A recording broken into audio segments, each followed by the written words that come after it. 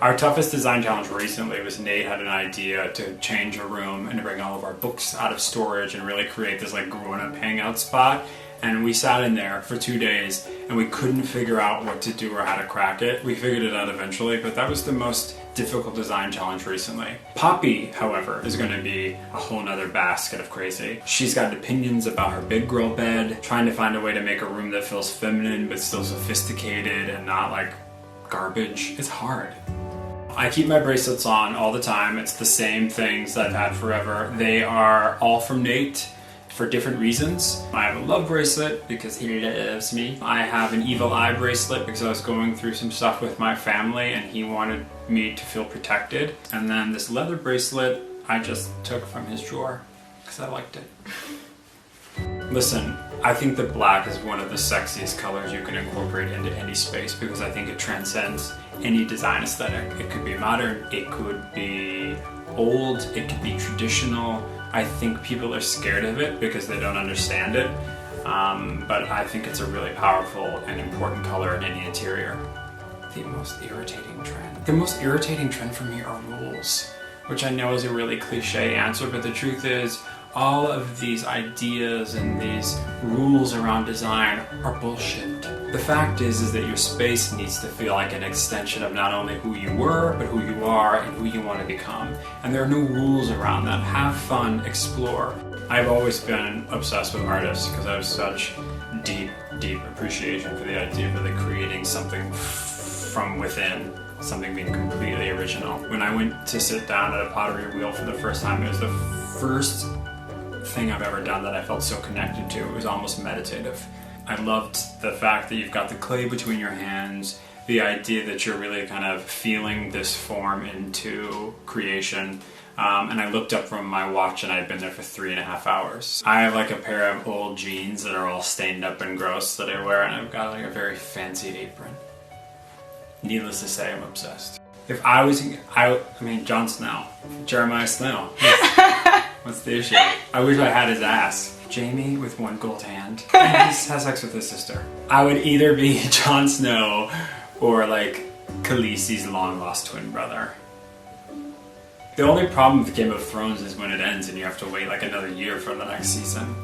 It's so good. Nate hasn't seen the first 2 seasons, so we're gonna start them and I'm very excited about that. He started in the 3rd season. That's Khaleesi. She's the mother of dragons. I'm kind of like the mother of dragons. I am nowhere near as organized as Nate. Nate moves on a different timetable. I mean, he likes things now. I get organized, I get there eventually. Just not like now. There is so much of Nate that I see in Poppy.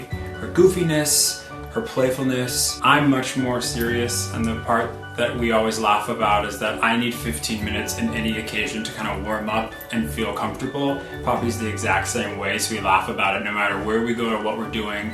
The first couple minutes, Poppy always needs a beat. I mean, the definition of love now for me is my family. But I think it's everything. It's the alchemy of gratitude, joy, forgiveness, appreciation, awareness, presence of mind. You know, I always thought that love was one thing. I met Nate and I was like, this is love, this is crazy, and it's an explosion. And then you have a child and love takes on another evolution. So I don't know if love has a definition. Nate proposed to me on top of Machu Picchu, inside of the ceremonial spot where they used to hold weddings. I was not expecting it. We had had this whirlwind trip and it was really beautiful. We were with our friend Susan Feldman on a One Kings Lane trip randomly for work. And I turned around and he had the ring and there was somebody photographing the whole thing. And it was one of the most, special moments of my life. Did you cry? I sobbed. Are you kidding? I cry about everything. Well, you're shocked. I didn't stop crying. That's the problem. I literally cried my way through Machu Picchu. Did Nate cry? Nate cried, actually, yeah.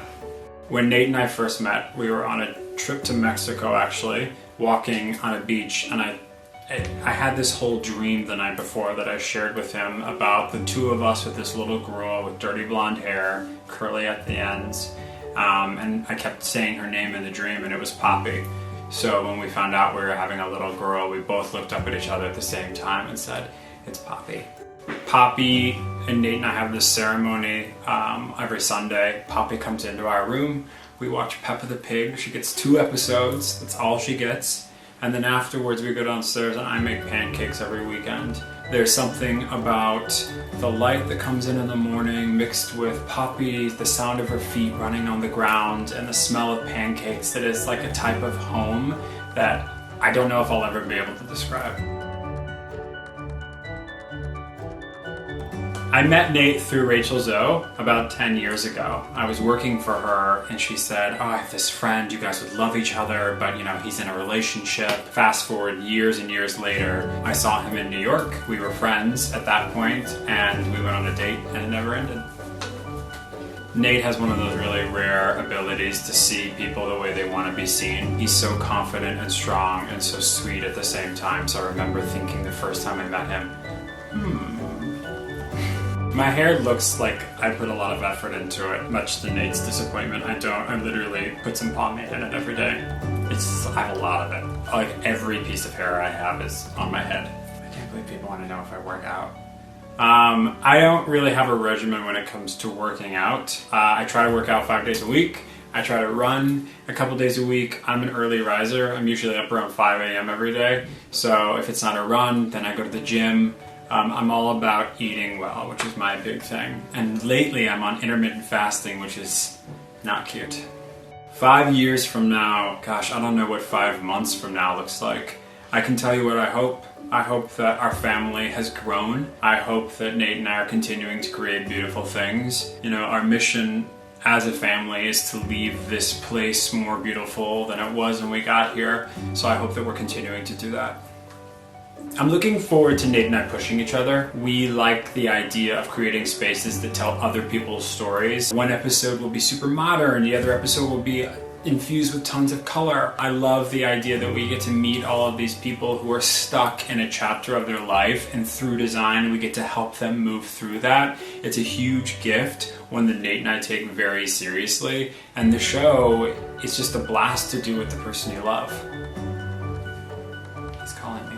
Oh. I'm not a huge wine guy, but if I have to choose, I'm red. Sunday, all day long. I'm an early bird and a night owl. Can I have both? I love a good sunrise. I always prefer the start as to the end.